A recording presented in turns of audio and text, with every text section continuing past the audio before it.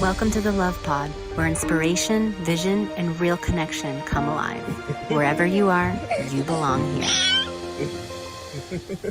Welcome to Lightheart Vision, everyone. I am Nathaniel, your host for today, and I'm really pleased to welcome our special guest, Nimesh Radia, who is a spiritual mentor, Akashic Records reader, and the host of the Spiritual Journey podcast.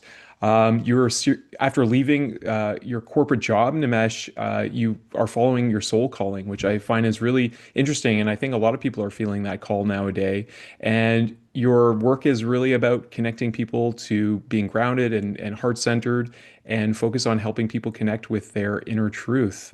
So I understand you do a lot of things as when we feel that call for the spiritual callings, there's all these aspects that we go on the journey. So I'd love to just invite you to introduce yourself a little bit more and share with our audience what's your passion behind what you do.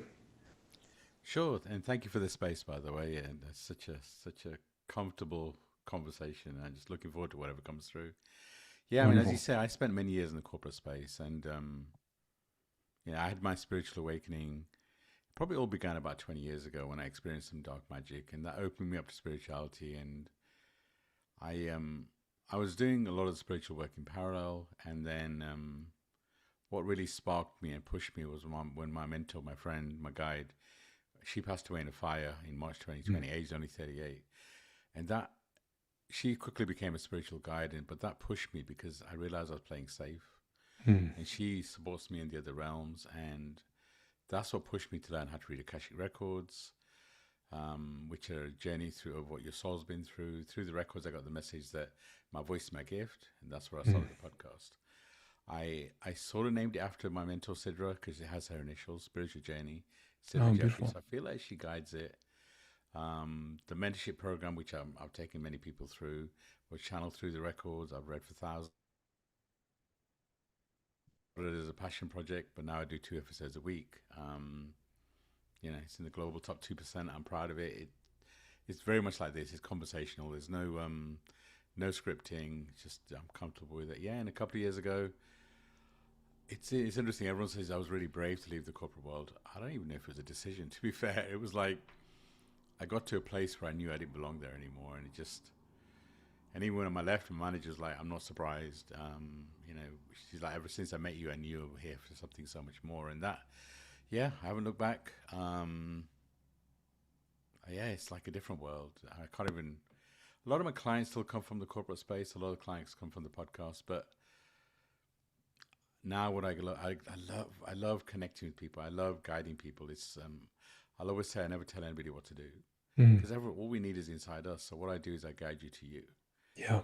and I get to do that. I mean, there's such a challenging time right now. The energy and the shifting, and humanly there's a big shift, but also spiritually there's a big shift going on. It's just I feel like it's a beautiful time to guide people, to hold their space, to really guide people to help them to understand who they are, why they're here. Um, yeah, it's an interesting, and a lot, as you say, a lot of people are um, changing careers, but also really kind of understanding why they're here in a deeper level. It's an interesting time for the planet for sure. Yeah, well, I think this is a great, door or even a portal to look at. Sure. We are in a really interesting time in our world. Not only do we have like the talk of the town is, the technologies that are emerging, specifically AI. But I see like an emergence of a number of technologies that's just really allowing our expansion as a species in a lot of ways. And these things are powerful tools. So I've been saying for a while on our show that, with the emergence of these acceleration of technologies, it's really important that we rise to the occasion with our spiritual maturity and really develop, those gifts. Like you talk about your voice, whether it's discernment or our creative capacity. Um, I feel like humankind is being given an opportunity, and we're also in a really interesting time of uh, prophecy from indigenous perspectives all over the world that talk about this time as a time of transformation, a time of really a choice point where we either awaken or we go more into the divergence and the darkness. And I feel like that, it's interesting what you say about being a spiritual guide. I feel like that is a decision we all have to make within ourselves and which direction that we're going, because it's really easy to get caught up in polarity and darker things. You can just binge watch infinite streaming for the rest of your days. It's so accessible. And the consciousness energies as well are so much more available. I don't know about you, Nimesh, but um, I have more and more deep conversations with people that I longed to have when I was younger and contemplating consciousness and the interconnection of all things. And I didn't have a lot of people to talk to. And I just feel like it's more common now. Like people are awakening to these deeper questions. Yeah, I mean, there's so much I resonate with so much with what you say. It's just the way I describe it, and I've been talking about it for a while, is we're shifting from divine masculine to divine feminine. Mm, Masculine's all been about the ego and the individuals, people we put on a pedestal, and just and we're shifting to a time of divine feminine, which is all about the heart. Shifting from I think to I feel, and mm, you talk about technology, AI, and I I 100% agree. AI has a role to play. The only thing I'd say be careful of is it can't replace doing the work. mhm, mhm. That you're connecting to you on the inside. It can be an extension of your channel, but it can't. And I find like a lot of people are turning to AI to kind of go deeper on their spiritual journey, but use it for insight. But you're always checking with you first. You Mhm. have so much power inside you, and that's where. And I feel like we have access to information that isn't available in the human realm, right? So Mhm. access that first, and then use AI as an addition. Yeah, in terms of this time, I do feel like a lot of people are awakening. I feel like we all have a choice, as you described it, and I don't think there's a right or wrong. Some people will probably choose to stay stuck in the 3D, as you call it, and kind of get lost in the news, and other people choose to do the work and spend more time in 5D. I feel like for many of us, we've got to have a foot in both camp because you've got to be the bridge, right? You've got to kind of Yep. guide people. Yep. But it is an interesting time. Last few months, last few years, I feel like it's been lots of integration, lots of internal work, lots of releasing of ancestral karma. Mhm. I think for a lot of people, their friend circles have changed or gotten a lot smaller. But I just actually literally just recorded last night the message for April through the Akashic Records I posted on my podcast, and I feel like we're entering into a time where we've got to stand up. Mm, Got to, mm. we've got to. It's a it's just we can't hide, and sometimes we hide to ourselves, right? We're not honest Yeah. with who we are and what we're Yeah. going through, and I feel like this period is going to push us to stand up, shine Yeah. the light. We Yeah. can't, and also look at our inner circle. It's like we we've got to accept that sometimes our blood family are not here to love us. Sometimes they're here to expand us. They're always here to expand us, not always. And sometimes you've got to pick your soul family. And what I mean by that is, who are you allowing into your conscious world? Mm. And if you have to lower your vibration or be somebody else to be around people, then they're probably the wrong people. Yeah. So I feel like there's so much going on, and I feel like we're shifting from the individual egos and to more collaboration, more communities, more Hmm. kind of yes, you've got to stand in your own power, but also you don't have to do it on your own. Yeah. I think I that think that, that's yeah, so I think it's essential. a blessing to be here, right? I really do. Yeah, it is a blessing, and I feel like it's a great opportunity. And it's also not for the faint of heart, right? I feel like that an Irish medicine woman told me once that the courage means the rage of the heart, and that word "Carl" is in French too. It's the same. It's like it requires courage. And interestingly, we had a guest a few shows ago. She was talking about like courage doesn't always feel like courage. It can feel like fear, and we're facing it. Yeah, We're standing up to that. And I feel like, yeah, we really need one another.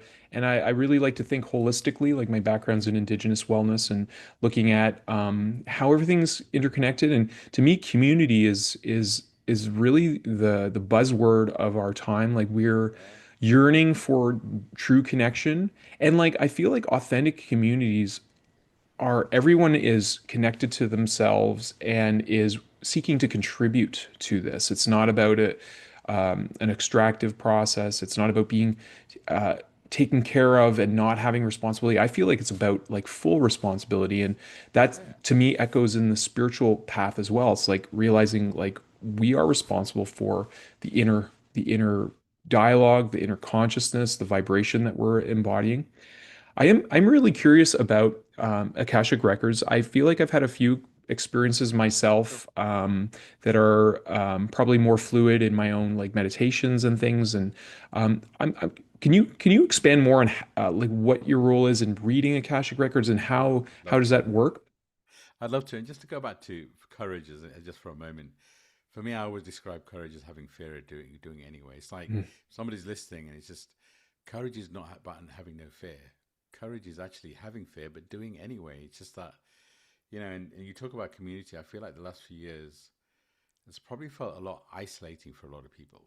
mhm, Certainly through COVID, but if we embrace this new energy, then look for communities now because now's the time. It's like I feel like some of us are used to being in isolation, mhm, being in that cocoon, and I feel like we're starting to come out. So be be seen. Join communities. Be courageous, right? By if you're nervous about joining a community, but do it anyway, right? What do you got to lose?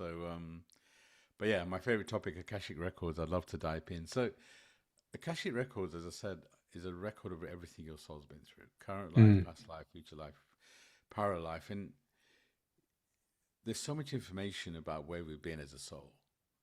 I really feel like every soul that's here right now is here for a purpose because we needed with the shift the planet's going through.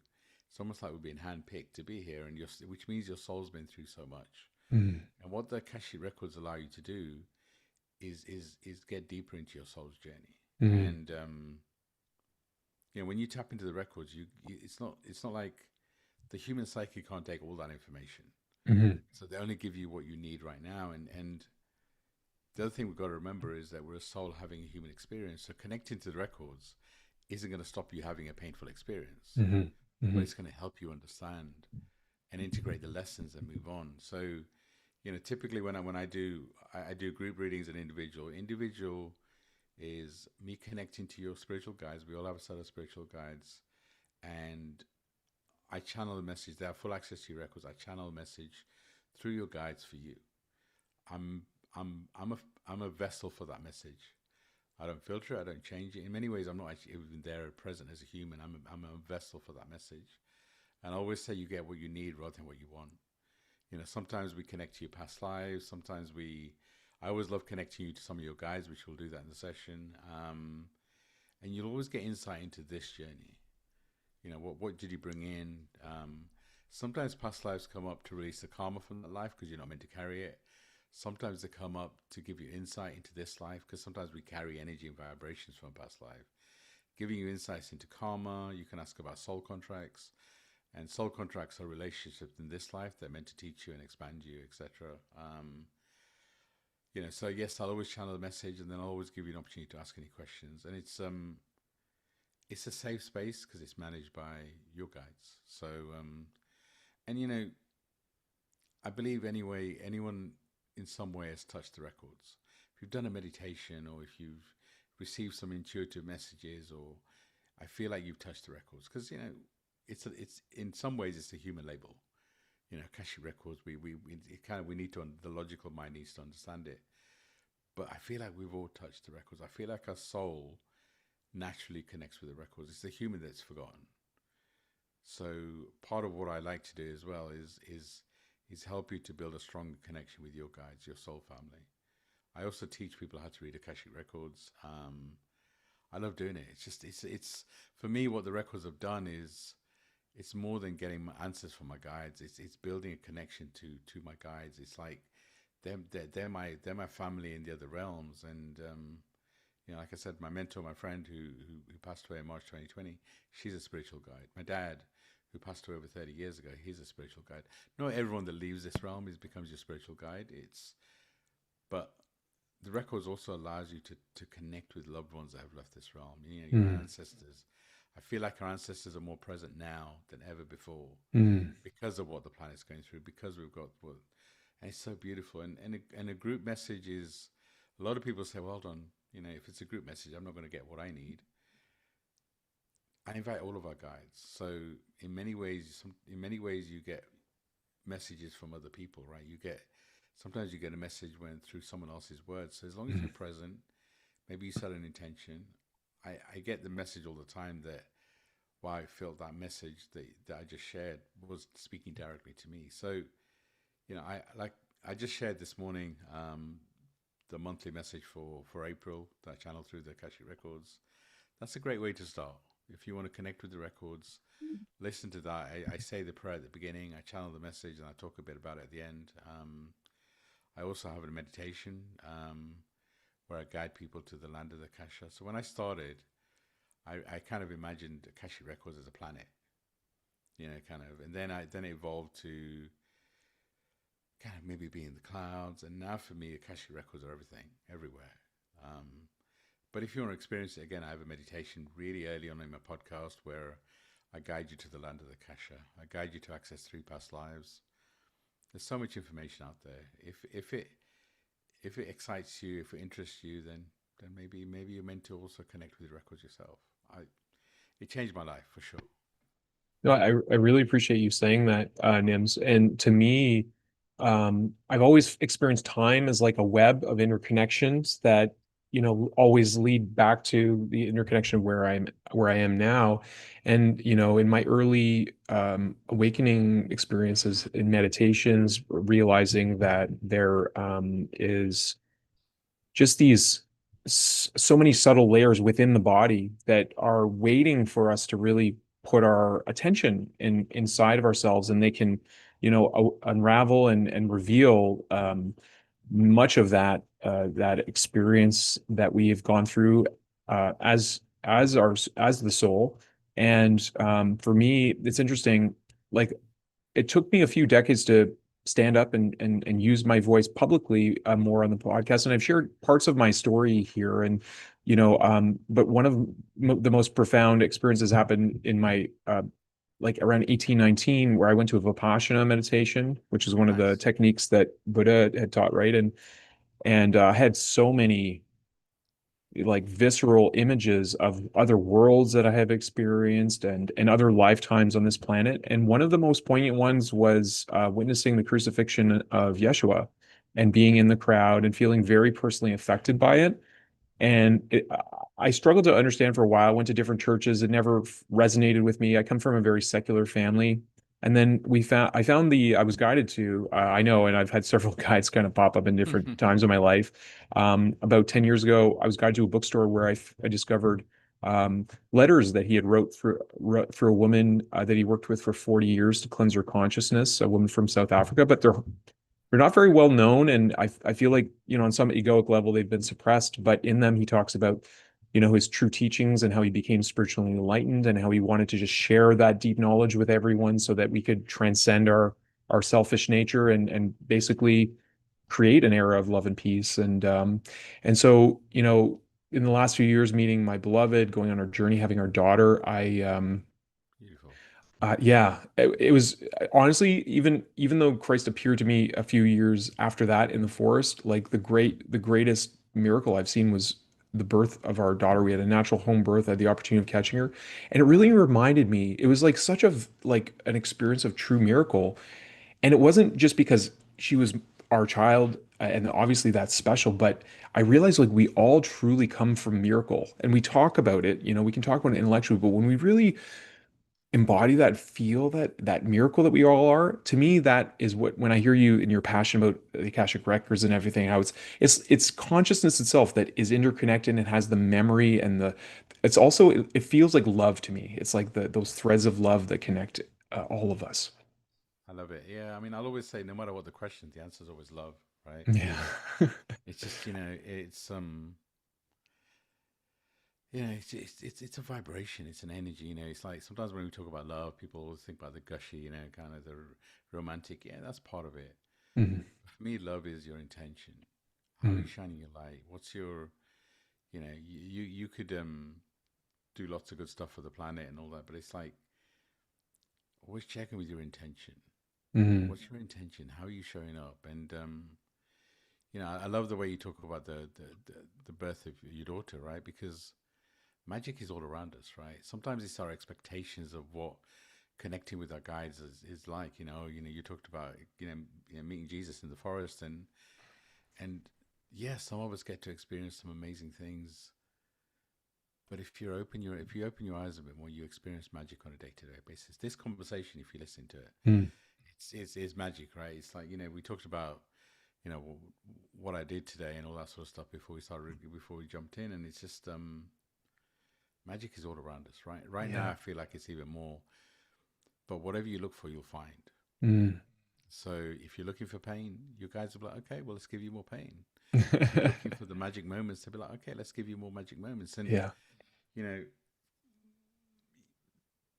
we focus right now. I feel like people are focusing so much on the future or the past. Mm. Mm. It's like what's going to happen on the planet, right? It's just I actually do feel like the planet's going to go through a lot of pain over the next year or so. But we have a choice: do we let that pain consume us, or do we focus on the inside? And this for me is the difference: is falling in love with you first, knowing that you needed, you wanted, and feeling that love, and then trusting in the magic moments on the day to day, because the magic is in the moment. I mean, if we're honest with ourselves, how much control do we have of the future, right? Who predicted lockdown and all that sort of stuff? So I feel like this period is calling us to trust, let go of our expectations. We can't change the past. We can learn from it. We can't change it unless you have a time machine. And if you do, please let me know. But we haven't got a time machine. So really what we've got is this moment. And if we feel the love, the magic, and the beauty in this moment, then the next moment becomes more magical. And then the next moment becomes... So we do have control. We have control over this moment. I actually don't feel we have control of the future, because there's so much happening on the planet that we can't predict. And we can't always control what happens to us, but we can control how we respond to what happens to us. And if we're present in the moment, and also if we do the self-care, the meditation, the time in nature, it allows us to be more present and feel. A lot of people, we talked about connecting with guides, and you talked about, seeing Jesus, and, that comes from being present. It's like a lot of people. The question I get asked often is, "I don't have guides. What are you talking about?" Or I can't connect with them. And a lot of times it's our expectations of what that looks like. They maybe hear this type of conversation. They're walking in the forest and they don't see Jesus, and like, well, all right, this is not happening to me. And it's just no. It starts from you trusting your intuition. It starts from you trusting your feelings. Sometimes for many of us, our guides start to connect with us through our feelings, through our intuition. And once you start connecting to you, then you start to build a connection, and from there you start to get to experience different sorts of magic. And sometimes we need something really radical to happen to wake us up, right? I talked about experiencing dark magic, must be 20 years ago now, and I didn't know about any of that sort of stuff, but I know now that it was part of my journey to awaken spiritually. If I hadn't experienced that, I'd probably still be in corporate. And there's nothing wrong with being in corporate, by the way. I had a great job, I met some really cool people, but I didn't fit anymore. But going back, this phase is about falling in love with you, getting to know this version of you. The reality is we've been through so much over the last few years, and the things that used to excite us don't excite us anymore. So if we keep doing the same thing, eventually we're going to get more and more frustrated. And so spend time with you, get to know you, spend time in meditation, spend time to find balance. Of course, spend time with loved ones. But if you're uncomfortable spending time on your own, then there's probably something coming up in you that needs to be healed. And that's only going to heal if you focus on it. And it's not, a lot of time people will be like, I want to access my past lives because the answer must be there. Because it can't be in me now, of course, it can't be. But you have to start with you. And it's like in the podcast I recorded last night, it is time to stand and to have an honest conversation with yourself. Look in the mirror and what are you running away from? What part and facets of you are you, and what parts of you do you love? that's the power of this moment. It's the power of falling in love with you and accepting that you're not meant to fit in. I feel like so many of us have been trying to fit into this planet. Lead a program life or whatever that looks like. Be in a job, not really enjoy it. Kind of binge watch whatever. And I'm not telling you not to binge watch stuff, by the way, but I'm telling you to find balance. Mm. And you're needed, you're wanted. Yeah. Especially if you listen to this conversation, right? Yeah. So much wisdom in what you're sharing, Nims. I really, coming back down to loving ourselves truly, I feel like it's so key. I feel like to me, I've pondered this quite a bit. Like, why are we the hardest on ourselves? Like, we're always harder on ourselves than those around us, even our enemies, a lot of us. And Yeah. it's an interesting phenomena. I wonder if it's because we inherently know like the truth of our beingness on a very deep level and a very high level. Like we know what we're capable of. We know that, origination of love and what the soul is. And so for me, this was actually what happened to me when Christ appeared to me. It was very much I didn't tell anyone for a while, and I was like, what happened? And then when I did start telling people close to me, I got rejection. And for a long time I noticed what I was doing. I didn't really wasn't aware. I was comparing my level of consciousness to his, and he was just pure light. Like it was, and I feel like this is, like they say, comparison is the thief of joy. So if we're comparing ourselves to our highest potential, which a lot of like high achievers do, they're burning out, they're burning the candle on both ends. Or if we're spiritually,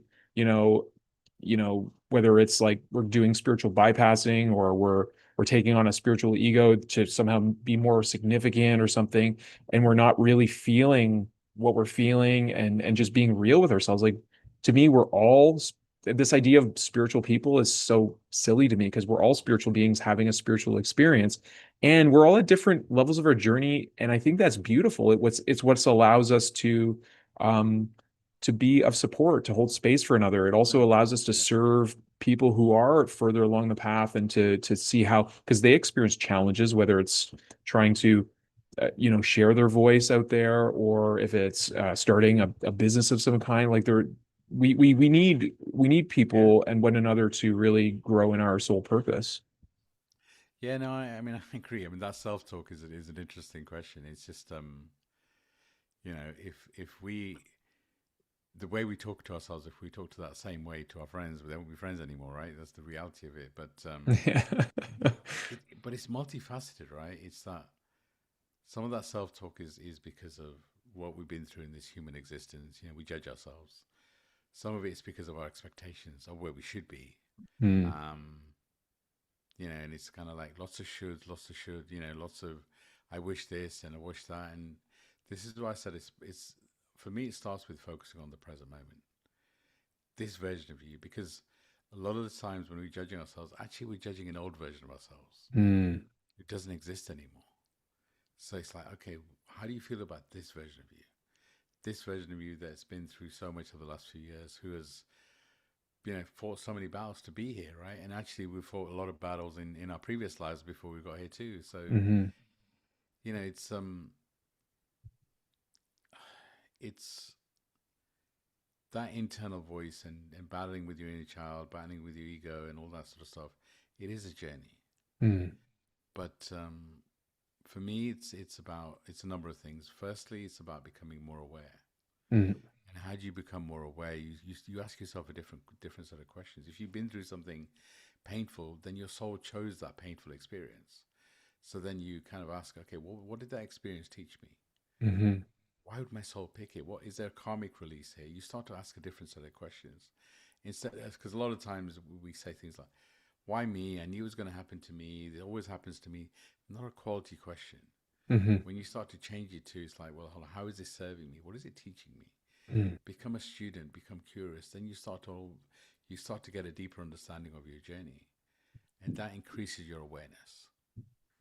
The next step, which is actually even harder, is acceptance, mm, because accept this version of you, whatever you've been through, whether it's good or bad. Who decides what's good or bad? So you become aware by changing your question, and then you have to accept this, because it's like when you become aware, then sometimes it frustrates you because pardon my language, you're doing dumb shit, right? It's like Mhm. you're aware you're doing dumb shit, and you still do it. It's like, well, stop it, stop judging yourself, accept this Mhm. version of you, um, and then from there you can decide to fall in love with you. You can, but that level of awareness and acceptance also comes by doing the work. Mhm. Mhm. By time working on you, kind of. I could talk about meditation, time in silence, time in nature, time, also some sort of physical activity, because a lot of people want to bypass it. Give me the Mhm. answers and Yeah. then I'll apply it. But you've got to have presence of mind.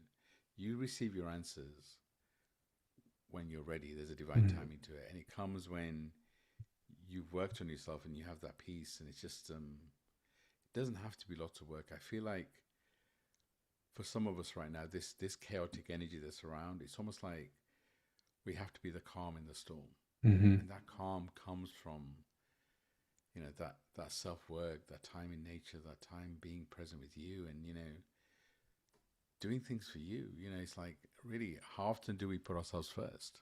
Mhm. It's a great We question. Yeah. always, yeah. I mean, it's just. But and the other thing you can do, and I found quite useful, is sometimes give your ego a name.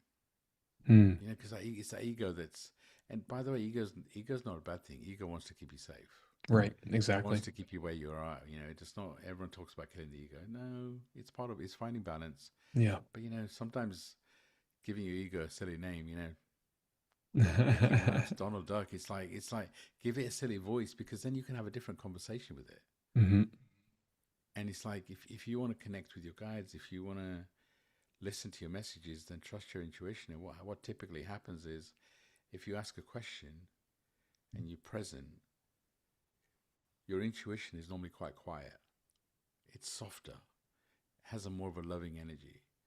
That normally comes through first, and then what comes through afterwards is your ego, Mm. which is very emotional, very, very kind of.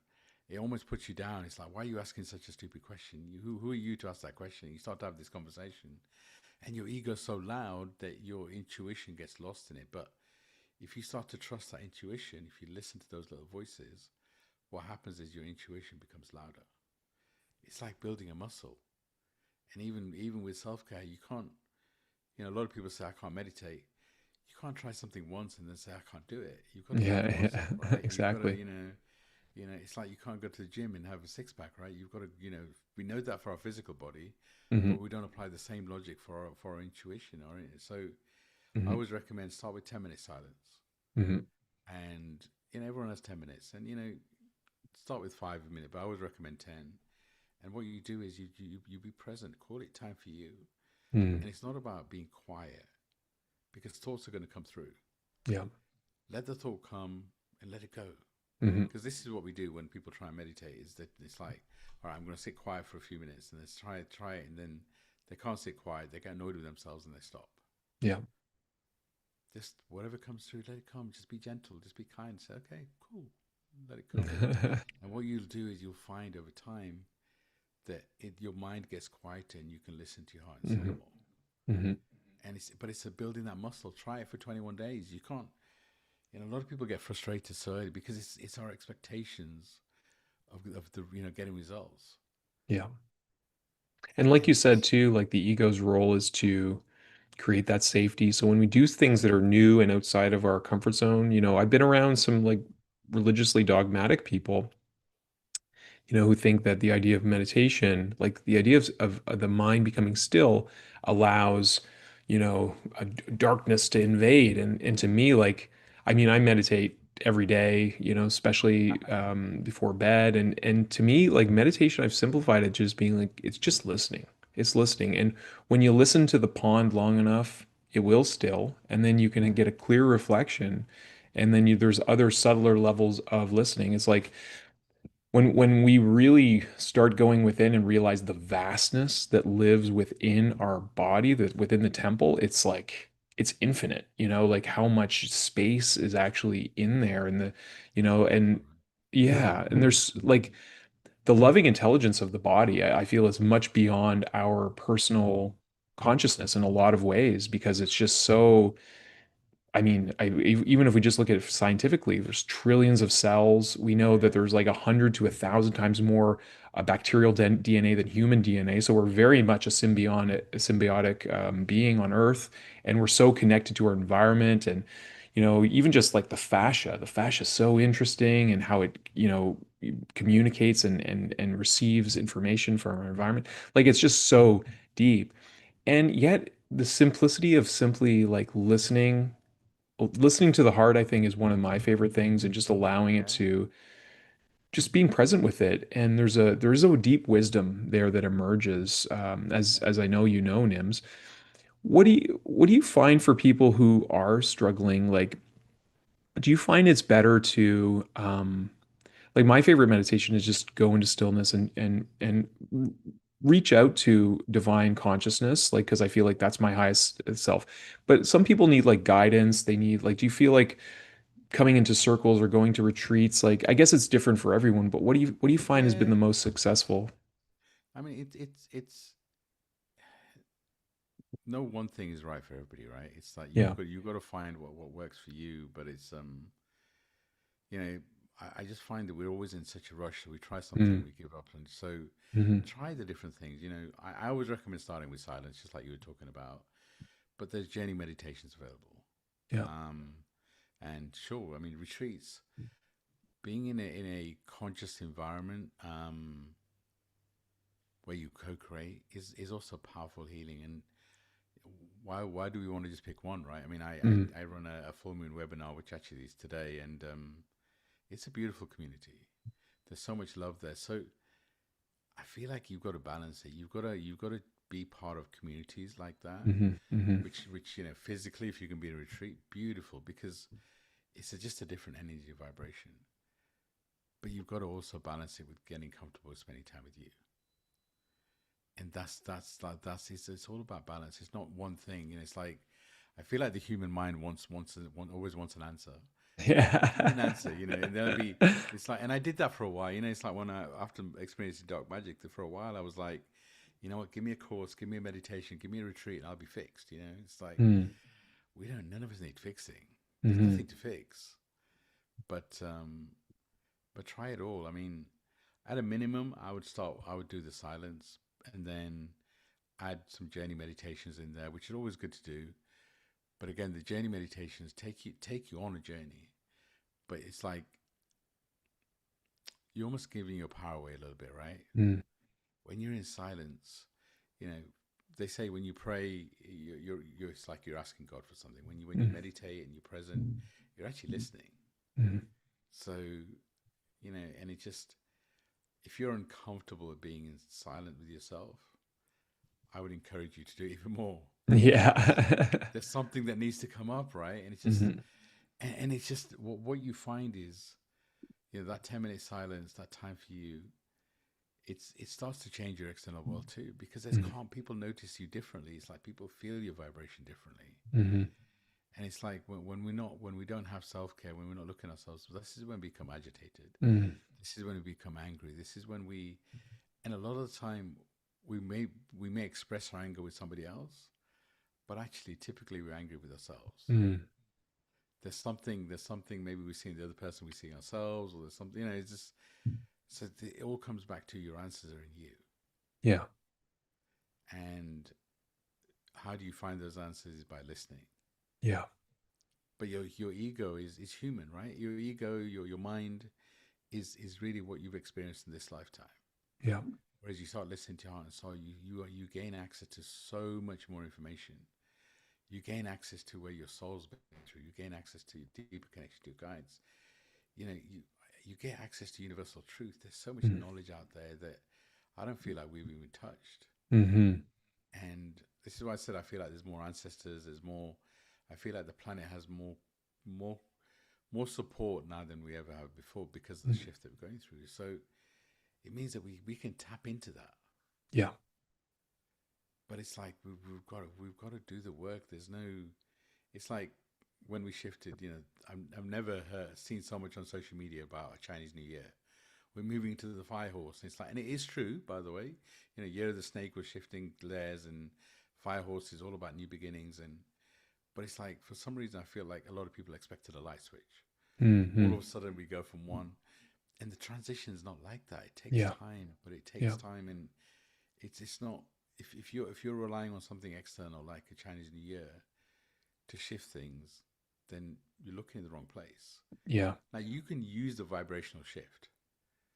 You can ride that wave, but you're the one that's got to do the work and ride that wave. You're the one that's Yeah. got to spend time in meditation, time in being, time to go to retreat. Um, and I also feel like I said, this time is. I feel like the time of hiding is coming to an end, Hmm. Hmm. and it's an interesting time where I would highly encourage you to spend time meditating, to spend time in nature. Depending on where you are right now, we just moved into spring. It's a beautiful time to be outside.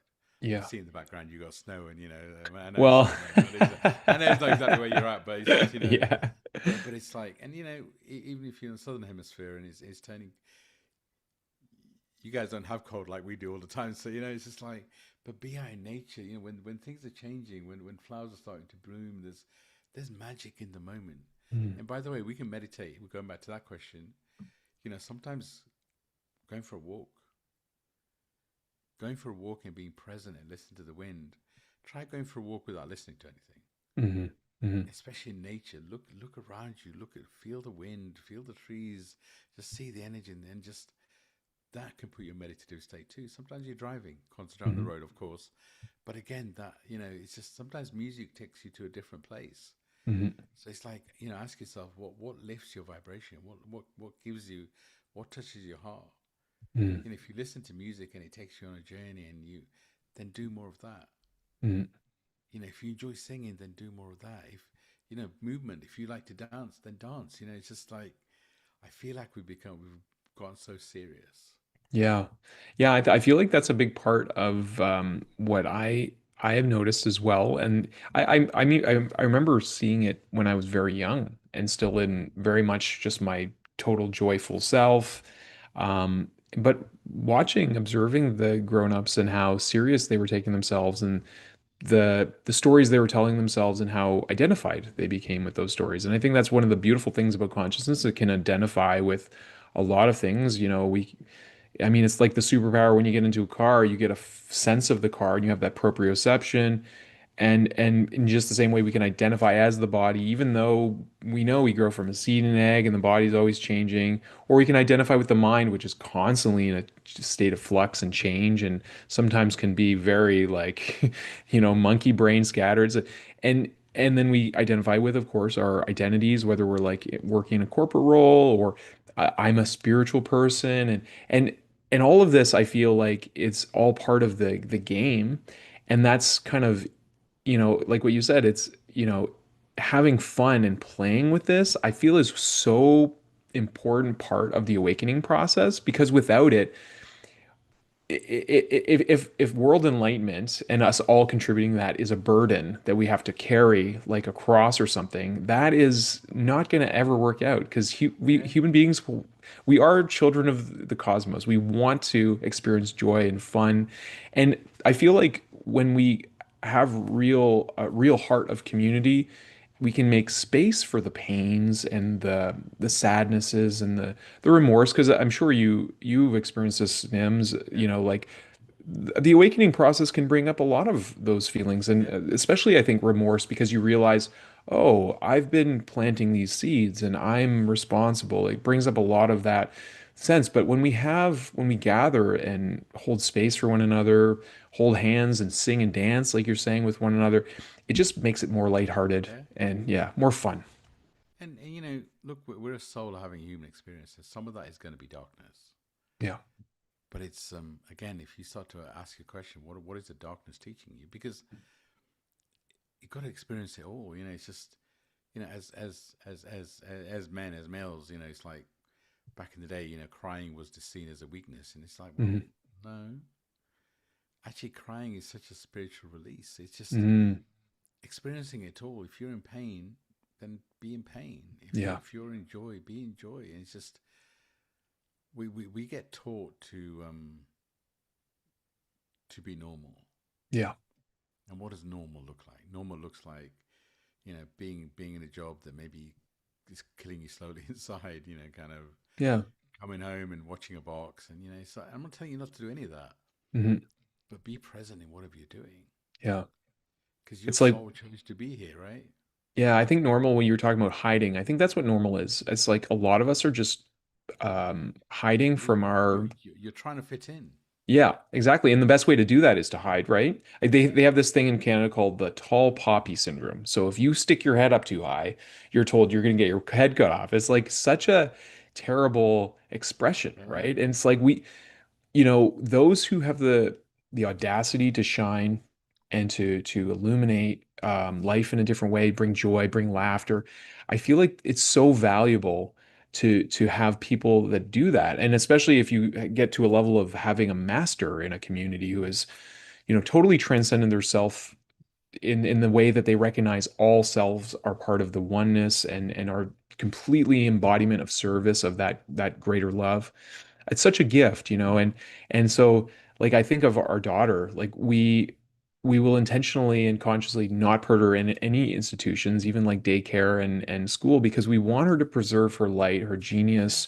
We want her to not be conditioned to fit in and to, just Yeah. obey blindly without having that discernment. What what do you when you're approaching community at NIMS, what's been your the greatest joy for you in sharing your voice, finding your gifts? Like what has uplifted you the most? There's so much love when you're in a community. I mean, there's just when you share knowledge, when people feel your intention. I mean, people love my voice, right? For whatever reason, my people, and it's like I know my voice is part of my gift, but actually, in a community, I feel like people feel my energy even more. Mm, And I love to see the community. I love building connections. And the community is, I mean, it's like this evening on the Full Moon webinar, there'll be lots of people joining and all, but it's just, I'll open the group Akashic Records and the unconditional love that I feel from all of our guys in that space. It's so beautiful. I can't even describe it. I can't put it into words because it's like it's like a wave of unconditional love. mm, And it's our guys loving us, and it's like my intention is for everybody to feel that love because we are love.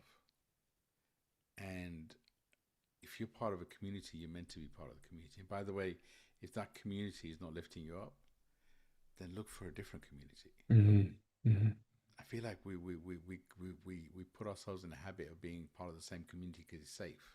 mm. We talked about what was normal earlier. Normal earlier is keep doing the same things and hiding. Yeah. Einstein definition of insanity: keep doing the same thing, expect a different set of results. You've got this phase is about finding new communities, finding new safe places, and using your voice. Yeah. So for me, I actually the other thing I love is when people in a community start to find their voice. Mm, I mean, I mentor a lot of people one to one, and it's just when they find their voice and maybe they start a podcast or they create their own community, or I have many people who have left the corporate world and are now creating healing businesses, and it's like you know using your voice in a community, shining your light. I mean, the beautiful thing about community is we all have a role to play. It's a mm. co-creation. Yeah. So take this evening's example. Yes, I'm leading that webinar, but without the people there, without the co-creation, without the love from your guides, I'm just one person, right? Mm. But it's like it's a community that it's the love of the community. It's the co-creation in that space that lifts everybody up. Yeah. I might be leading it, great. That's my soul contract. Beautiful. I get to do that. But I'm not under any illusion. Without other people there, I'm just one person. So Yep. it's the biggest thing for me about community is finding that loving community and being comfortable to be me, Yeah. unapologetically. Yeah. Being in a safe environment. If you're in a community where you feel like you need to be something else or you're putting on a facade, you're not either need to change the community or change you in that community. Mm, mm. And religion is I don't want to get down that topic, but that's where I feel like a lot of people just do the same thing. And for me, religion has a role to play to set guidelines, right? Every Hmm. religion has a role to play. It's good to, Yeah. but it doesn't replace you doing the individual work, the spiritual. For me, spiritual is, kind of guiding the soul on your own individual. Yeah. And religion, whichever religion you pick, gives you the guidelines to live by if you choose to. Yeah. Like you're choosing not to, you're choosing to limit the programming your daughter has to allow her to be as unique as shine a light as uniquely as possible. Whereas, growing up for a lot of us, we face a lot of programming, right? Hmm. Expectations of what we were expected, lead a normal life, fit in, don't use your voice, everybody wears the same uniform and all that sort of stuff. Um, and that was our soul contract. That was what we're here to do. Yeah. But now for the next, I feel like this generation, we chose to release so much karma Yeah. that the next generation doesn't have to release as much karma, and they can focus on rebuilding this planet, this Yeah. environment. And I just, again, I go back. It's a blessing to be here. There's Hmm. so much, there's so much pain and joy. It's like such an extreme. I feel like the planet is going to go through more extremes where, when if we focus on the beauty inside, and then we can feel it. But the planet, but the reality is, we've done so much programming on this planet. If it's going to go through a shift, it's going to be bumpy. Yeah. If we're going to create something that's never been created before, we've got to break the mold, Yeah. and Yeah. that requires some work, and that requires some pain. And it is what it is, right? I feel like a Hmm. lot of people are going to leave this realm. I feel like, but it's still a blessing to be here. And Yeah. life and death and the soul journey. There's so much more happening around us than this human existence. Yes. But there's also a lot of magic. So anyway, I love this sort of conversation. It's fun. Yeah, yeah, me too. Yeah, and on that topic, remind me of an experience I had yesterday. I had just a cleansing bath with some when we were on the island, I worked at a shop called the Wild Woman Medicine Show. We met a pretty profound healer named Shay, who actually, we both did energetic work and ended up conceiving like right after, and it was an interesting experience. And she infuses her bath salts with different energies and stuff. And I had a Yeah. bath, and I'm on day 5 of doing a fast just to honor the natural rhythm cycles. It's felt like the right thing for me to do at this time, and I always enjoy giving myself more of that time to just cleanse. But this bath, it really connected me, and the experiences that I've had with connecting to that universal power of love, it always brings me to such deep sobbing tears of gratitude, and it's always the Right. same. And this time I actually happened to record myself, and just the love and appreciation. I'm like, I don't know if I have the courage to put this out on like YouTube. I've been trying to put my voice more on YouTube outside of the podcast and just sharing more of my own perspectives and things. But like what you said about crying and being healing, and it's also these vulnerable parts of, I feel like this is what makes humanity so beautiful. We've been told a lot of garbage, I think, about humanity and how we're like destroying the planet and how we're no good. And I just feel like that's because we're not in our roles of stewardship. We're not realizing our connection to nature, to the land, that she is a living being. And like you said, that return to that divine feminine, which I feel needs to be balanced with the divine masculine, not only within Exactly. us, but in the world, I feel like it's such an opportunity to really connect deeply to all of our relations, all of the creatures of our world. Like it's such a profoundly beautiful, diverse world with so many different beautiful cultures, with so many different beautiful expressions of life, and it's like you talk about that magic. I feel like we do need to go out of we need to break the mold of Yeah. our own life. We need to, even in our neighborhoods, we don't have to travel to some exotic location. Like just go into the forest and put your feet on the ground and listen to the songbirds and look at the little insects and things, and just go back to that like childlike state of being present with just the enormity of beauty around us. Yeah. And as you said, connect with the elements. Taking a bath, taking a shower. and just connecting to water in that way. And when as you're going to shower, allowing your energy to be cleansed. And if you're in the bath, as the water goes through the sink, it's just like releasing everything you're holding on to. But the elements, if it's raining, step outside and experience in the rain. Mm, Just walk barefoot in grass, as you said. Just it's the elements. Gaia's so powerful. I always smile. It's like when we talk about destroying the planet, I guess in ways we are, but I feel like Gaia is so much more powerful than we give it credit for. absolutely. And it just, I love, it's the love of the Divine Mother. She loves us all. Yeah. And it Yeah. just, when you step on, when you step on barefoot on grass, just imagine you got roots going from your feet, and just in that moment, just release anything you're holding on to. Just let it all go into the ground. Mm, Intentionally just release. Maybe, imagine the old version of you releasing him or her into the ground, burying him or her. yeah. Because Mm, that version of love that version of you. Of course, he or she is the one that's got you to this point, but at the same time, he or she doesn't exist anymore. yeah. And allow a new version of you to be born, because I feel like we're all going through that shift. Mm, It's a beautiful time to use the elements, and yeah, take a bath. And I you talked about sharing more on YouTube. I would 100% encourage you. People want, and I feel like, are looking for authentic voices. yeah. On Yeah. social media, we see all this kind of narratives where people make it up, and it's like, well, you know, I feel like all of that stuff's going to get found out. Yeah. Totally. Yeah, you know what? I will accept the invitation. As much as it's totally vulnerable, it was so heartfelt, like the inspiration I had. And I've been obsessed about world enlightenment for several decades, ever since Christ appeared to me in the Force, and I was asked those questions of what would our world look like if we were truly doing what we love.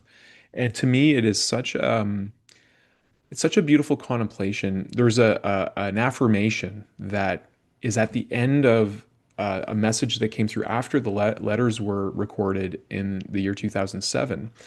And it's such, to me, I call it the world enlightenment affirmation. He encourages us to feel it daily as part of, he gives us some guidelines on Mm. how to live. And a lot of it is meditating daily, listening to one another deeply, asking divine consciousness for anything that we truly want or desire because we don't have to have any envy, making room for laughter and being lighthearted. And then not and turning our attention away from the evils of the governments and the worlds, because we know like our focus, where we put our attention, Yeah. is the part of the creative process. Um, and at the end, it's about visualizing and giving thanks for this world enlightenment meditation. And if you're interested, I'd love to share it with you because I feel like it's really beautiful. Please do. Yeah, please Yeah. do. So it's daily, I open my heart and my mind to divine consciousness transcendent to help me dissolve any selfish ego drives. And daily I open my soul to receive divine consciousness to help me to co create an era of love and peace. Nature in every area of the world flourishing luxuriantly, providing fruits and food for all people harmoniously, where all people are well fed and well clothed and expressing divine consciousness in every way, every day. And that kingdom of heaven is something that connects us all in such deep levels. And I'm paraphrasing it. I don't have it perfectly with the here, but it's really lifting that vision up to divine consciousness for because it's an image of felicity. And I feel like every conscious parent I've talked to, every healer, every spiritual mentor, like there is a yearning for the soul that wants to express. But like you've reminded us this whole show, Nims, is we have a duty, we have a responsibility. We can respond to do that inner work. Yeah. And it really looks like loving ourselves in different ways, whether it's going and connecting in nature, connecting to the elements, doing what we love to do, singing from our hearts, And showing putting up in you community. first. Yeah. Putting you first. It's just, we're trained to, it's like putting ourselves first is selfish. Hmm. Well, then be selfish. What if it's being selfish, not putting you first? Because when you Yeah. put you first, your light, your vibration changes and shifts, Mm. and you can help so many more people if that's what you want to do. And just the last thing I want to say to you about using your voice is the way I manage that is like, in terms of who am I to speak on YouTube or whatever. I focus on the one person. Mm. If whatever I'm sharing helps one person, Yeah. great. If I focus on the many people that may listen to it, I'm gonna get lost in. Yeah. But if I just focus on the one person and just I always say my purpose is anyone I connect with, I want to leave them better than I found them.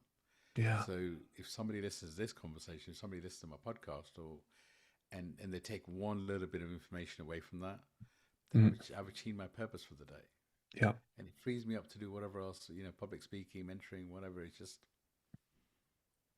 there's a lot of beauty out there. Yeah, and there's so much wisdom, I think, in that too. It's just it reminds me of something I used to teach in a science of interconnection class, and it was a video of a man doing a TED talk talking about how everything is interconnected, and he used, what was it? The heart, the breath, and the mind. And the breath is what I want to share because he was talking about the evolution of biological life on this planet and how uh, the first cells that learned how to photosynthesize started producing very, very minuscule amounts of oxygen. And it took several billion years, apparently, for I think this phytoplankton to make enough oxygen that because it saturated the soil and caused rust for the earth. So a lot of it was reabsorbed in the ocean and the earth. But after that, it took us another couple billion years, I'm pretty sure, to just fill our atmosphere. But every one of those little breaths, I mean, and the amount, I forget the scale, but it was just a tiny speck, each Yeah, one of those contributing. And I feel like it's like that way we plant seeds. If we just uplift one other person, we give a kind thought or a smile when we're serving someone, it adds to the wholeness of this yeah, expression and unfolding. and it can be as simple as a smile. Yeah. Yeah. And who cares what the other person does back? I mean, that's not on Mhm. you, Right. but you choosing to spread love and smile, saying hello, and it's just your intention. If I go into a public place, I'll just intentionally spread love to every single corner of the place. Mm.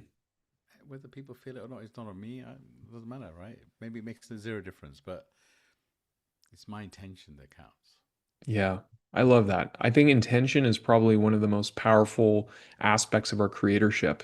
And before we take any action, we have that intention. And I feel like when we become very wise, we're always listening to what that intention is. Is it coming from the limitation of our ego drive, or is it coming from the greater expansive version of himself? And not that there's anything wrong, like you said, the ego has a role. That's one of the things I love very much about what Christ says in the letters is like he doesn't villainize the ego at all. Like he even talks about how blades of grass have a version of ego because they turn towards the sun. And I thought that's really interesting because we can be so They're hard on, part of who we are. yeah. It's like we have three kids and one of them's an ego. You can't choose not to love your ego. It's part of who you are. So, we come as a package and ego comes as part of that. So Yeah. you got to love all of you, right? And actually, you take ego's power away once you start loving it. Hmm. Even the darkness in us, we all have light and dark. Yeah. There is no light without dark. So when we push our darkness down, what we're doing is we're giving it power. Mm. When we embrace all of us, Mm. you know, actually, then what we're doing is we're falling in love with every part of us, Yeah. and we take the power. Then darkness the power that darkness has goes away, right? Yeah. So it's an interesting journey for sure. This human experience. Yeah. And I love how you always bring it back to love. Even at the beginning of the conversation, you said that that's the answer to all the questions. Because I feel like love, light and dark are obviously polarities that allow the expression of the other.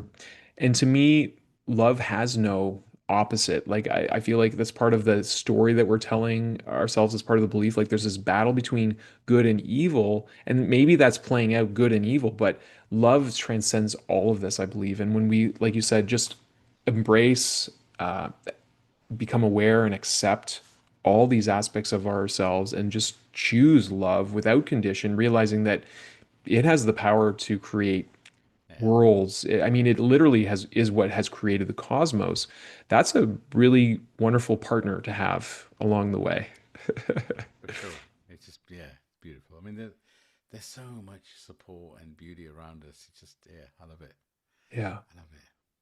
It's been a real pleasure having you on the show, Nims. I really Thank you. appreciate meeting you. I appreciate your presence and your soulful work that you're doing.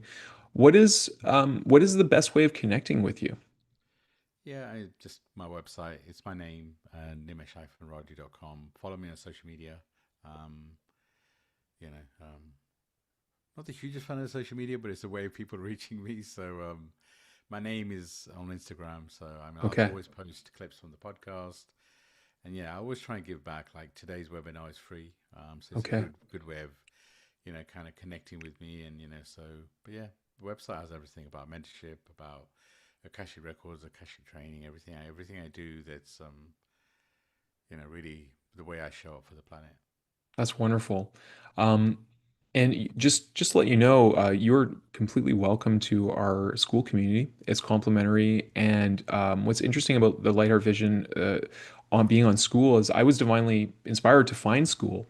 And because I am super not a fan of social media, and for many years I've been avoiding it. And when I found school, because there's no advertisements, and it's all deep, real connections with people. Every community is different. Sure. So you're welcome there if you like, Nims, because there's a Thank you. lot of our podcast guests who have come into the community. You might find some other guests there, but I think even more than that, what I love about school is it allows the true resonant expression, and people find one another through the resonance. It's really like an energetic platform, so it's different than other things that I found. So if I can, yeah, introduce you to that platform and Perfect. Thank you. leave some of the other social media stuff, that's what I've done. And I feel, because I don't know about you, but if I spend any time on those platforms, I feel like my consciousness is just siphoned and I feel drained after. But after being on a Yeah. place where it's just real conversation, I feel uplifted. I feel like I've really connected with Yeah. people. Yeah. I mean, so my view on social media is interesting. The deal with my guides, I'm just going to keep showing up every day, Hmm. and I'm on social media because some people will find me that way. It's not really about thousands of views or whatever. It's about that one person. Yeah, I love that. So that's and a lot of my social media stuff is clips from the podcast anyway. So it's not Okay, it's kind gotcha. of kind of my way of also getting people to listen to the podcast, which For is sure. is where I share my wisdom. So Yeah, we need to shine our light, and people need to be able to find us yeah, and know that we exist. So yeah, I agree with you.